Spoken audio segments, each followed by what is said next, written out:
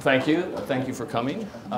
Today, my name is David Ryugo, and today I'm going to talk to you a little bit about hearing, hearing loss, and the brain. And as we know, hearing is really quite important. It has a huge impact on our quality of life. And part of it's because hearing is a necessary part of communication. I mean, humans are very social animals, and we converse. And so speech is one link to our conversations and our communication skills, and hearing is the other component. And it's very important. It also allows us to enjoy music. It tells us about our environment, i.e. the telephone, the doorbell, or the bus that's coming. So hearing plays an enormous role. A lot of times it's hidden. So for instance, in children, hearing loss, it delays and impairs speech and language development, which in turn undermines their academic potential and achievements, which has an even later impact on employment. As adults, hearing loss limits our employment opportunities, and it greatly impairs our social functioning. And I just had my ears tested today and learned that my hearing is, as my wife said, quite lousy. You know. And so now I can no longer be like the person that I sort of used to make fun of, the old geezer that ignores his hearing loss and blithely goes on his way. So now, with hearing loss sort of staring me in the face, there are issues that I need to address. And one of the things I know, for instance, from experience, is that hearing loss makes it difficult to have conversations in Sydney restaurants, for instance, or at a holiday dinner, right? I mean, where there's multiple voices, it gets very difficult to communicate. So what we want to do today is I'll explain a little bit about why this happens and what we can do about it, or at least what we're trying to do in the research labs to try to stave off hearing loss once it's occurred. So, like I said, most of us that have hearing loss, we just put up with it as a nagging bother until we can't take it anymore. So, just a brief bit about what sound is and how it works.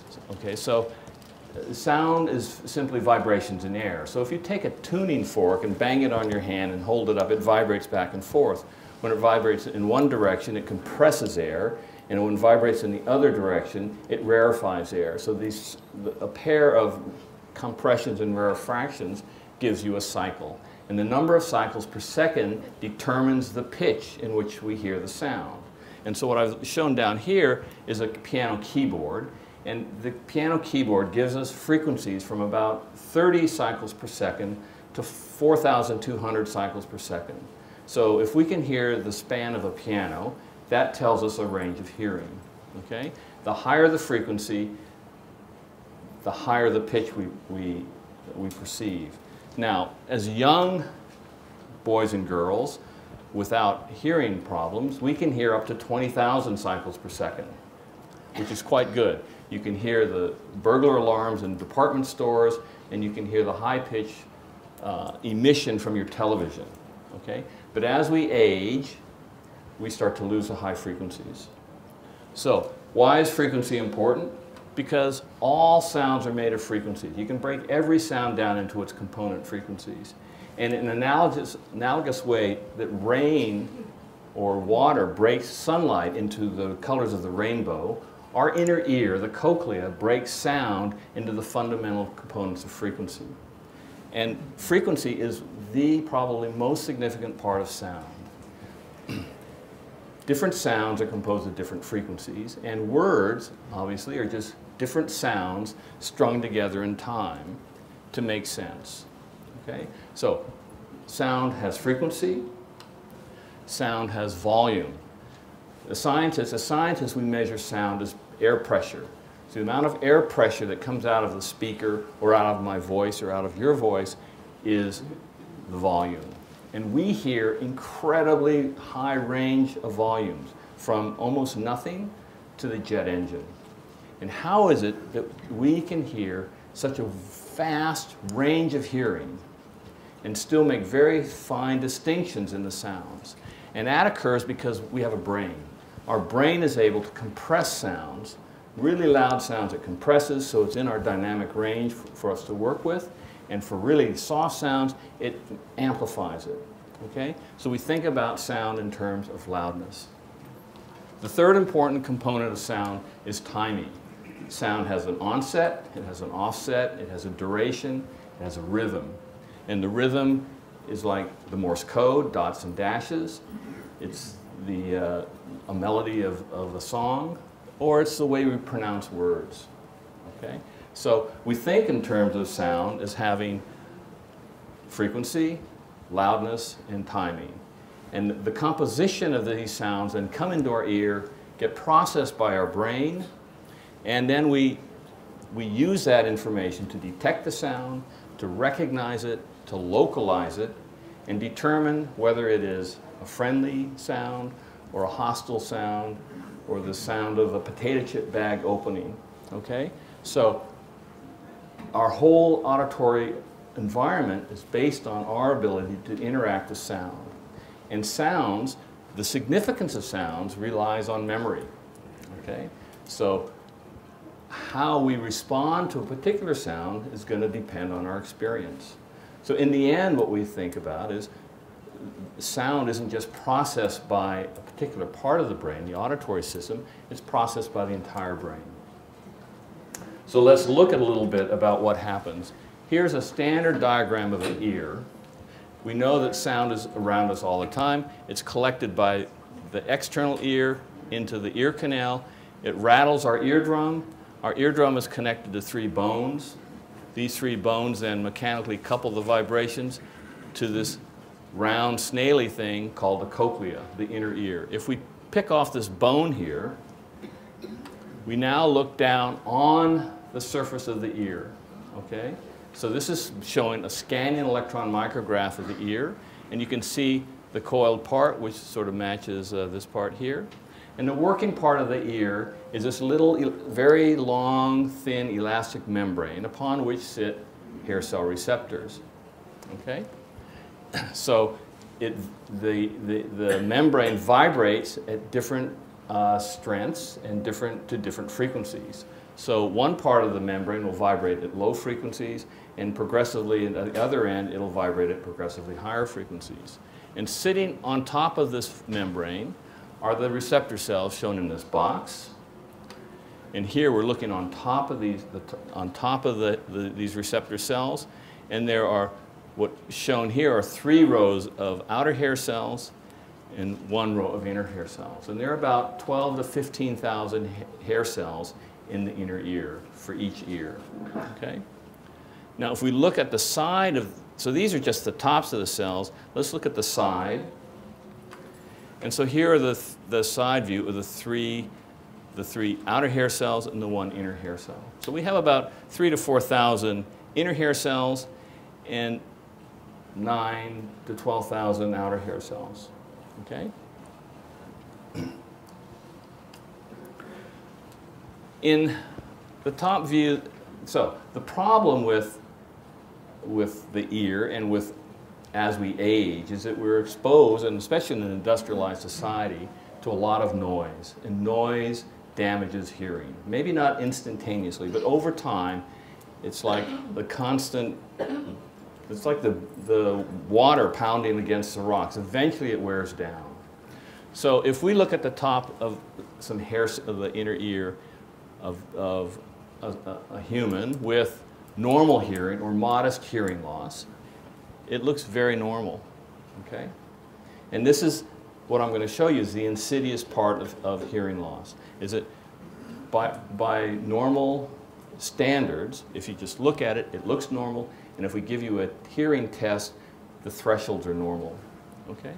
And that's to be contrasted with a damaged ear. So this ear either was exposed to like motorcycles all the time, or was a race car driver, or whatever. But you can see lots of damage to the hair cells. Okay? But what I want to focus on are these, because these hair cells look good. Now, here I'm going to show you data from experiments where mice were exposed to 100 dB sounds for 2 hours, just enough to give temporary hearing loss, and then after 2 weeks, the hearing returned to normal. All right? So here are the hair cells from the ears with temporary noise hearing loss.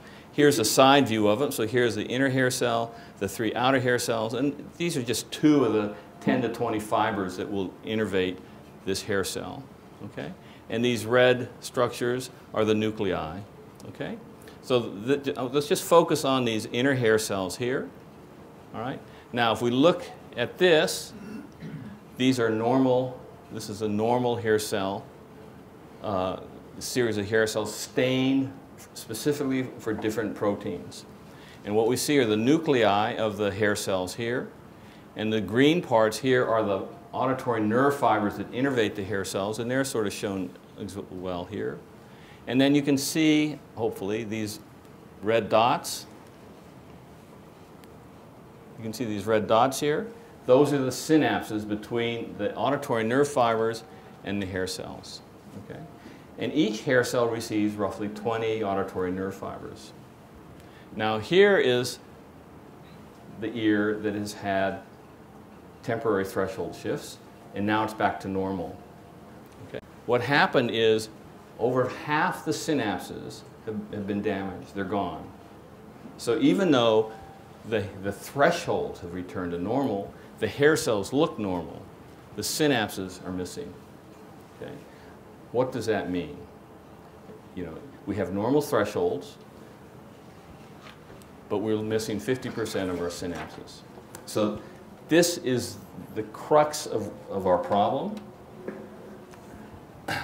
How can this work? So I like to think of when our hearing is normal and good, it's like we have high definition auditory environments, like a high definition television. Okay? And as we lose input to the brain, we start to see pixelation. So let's look at, this is just a cut version, a very small version, a segment of our inner ear. In yellow are our inner hair cells. We're going to ignore these outer hair cells for the time being. And here are the green fibers. And it shows that each hair cell gets on the order of 10 to 20 fibers. And all these fibers go into the brain. So for us, humans have about 30,000 fibers for each ear. Okay? And these 30,000 fibers bring us our high-definition auditory environment. And it can be modeled something like this. So we just look at one hair cell. Here we have 20 inputs to the brain. Okay? And it would be like this image, a high-definition image of the opera house. Okay? And you can see that there are people. You can see a lot of definition in this with with good resolution. Okay? You can tell that there are clouds in the background, et cetera, et cetera. Okay? Now, granted, this is iconic, so everyone should probably recognize this. Most people in modern societies will recognize the opera house. But what happens with some hearing loss? Okay, so with some hearing loss now, the number of fibers, the number of channels coming into the brain are diminished, half as many. So we no longer have a high definition acoustic environment. We have a pixelated acoustic environment. And this is what it provides us. Okay? This is sort of analogous to what we would hear with half of our synapses missing. Now, even with half our synapses missing, thresholds are normal, the hair cells still look good. If you weren't from a first world country and hadn't seen pictures of the opera house, you might not know what this was. Okay? But the fact of it is, we've all, over the course of our lifetime, have seen photos of the opera house. We recognize it. So our brain is using the memory to reproduce and reconstruct this very hazy image to make it an opera house. Okay? In the same way, our brain reconstructs words and guesses in terms of context to fill in the blanks. even with hearing loss, we might not even hear some of the words, but in terms of context and by some guessing, we can fill in the blanks. Okay? It's only when you walk into an elevator and you see someone you don't know and they ask you something like, did you watch the baseball game last night? And you're in Australia and you're thinking baseball. Okay? Or if you're in America and someone asks you, did you see the cricket game? There's no context in that elevator for a discussion of cricket, so you won't know. You'll say, what? You'll probably say, what? So the point being that if the sounds and the context are right, you can guess what the subject matter is. Okay? Without it, you're stuck. Okay? So that's why I think when we're having a conversation in a club or a restaurant, it's really noisy, and the conversation is focused, you could probably make much of what's going on, even if you miss half the words, all right? Because we're pretty good at that.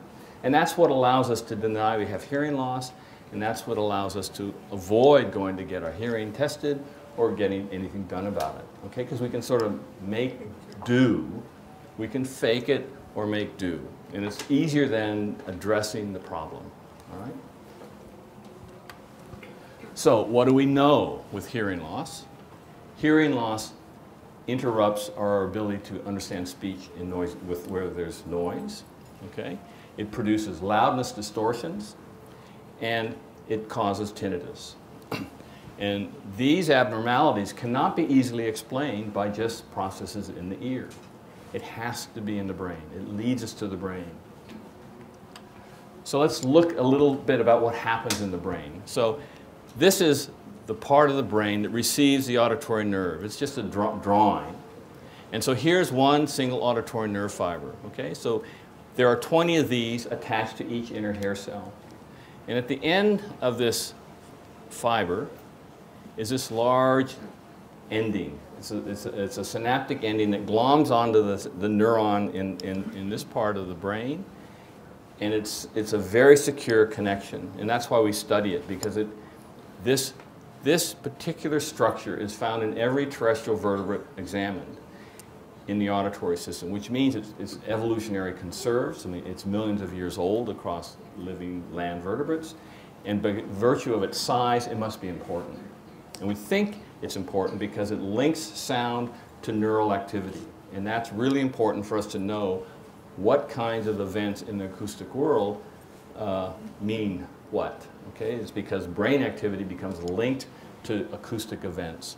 And we think this is a structure that makes that happen. But when you look at normal hearing animals with hearing loss, you see that they're atrophic. All right?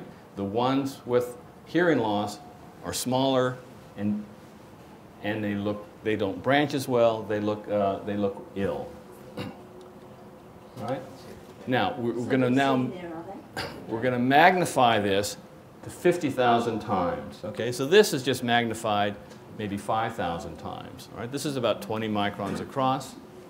Now we're going to look at this just through one of these little swellings at about 50,000 times, which is here, and this part is where the action is. Okay, you can see in a normal hearing animal, these dome-shaped structures are quite small and very distinct.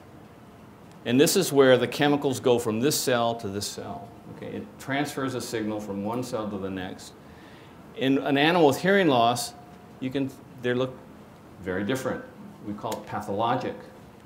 It doesn't work as well. Okay? They get tired faster. They don't transmit as well. So everything in the acoustic world becomes mushy. It's not crisp. It loses its context. The timing is off. There's certain failures. Everything gets sloppy. And the example can be shown here. This is just what's known as a spectrogram. It took my voice, where I said, testing, 1, 2, 3, okay, in quiet, and then we modified it as if it were done in noise with hearing loss. And just what this is, frequency on this axis, and time on this axis. And so it goes the T part for testing. 1, 2, 3 is here. Notice that all this up here are the consonants, right? Consonants are high frequency. The vowels are all down here, low frequency. Okay? So testing 1, 2, 3. And you can see that there's a lot of contrast between the voiced part and the quiet part. And that gives us a boundary, and the brain likes boundaries. And we compare it when there's hearing loss and in noise, the boundaries disappear. The distinction goes away. You can see there's very clear energy bands where the vowels are. They're lost. So there are systems in the brain that have been compromised by hearing loss. It's something like use it or lose it. So if you've lost hearing loss, the parts of the brain that normally would process sound to make it clearer for us are themselves impaired. Okay? So the whole system starts to fall apart from the intake side of our ear throughout our brain.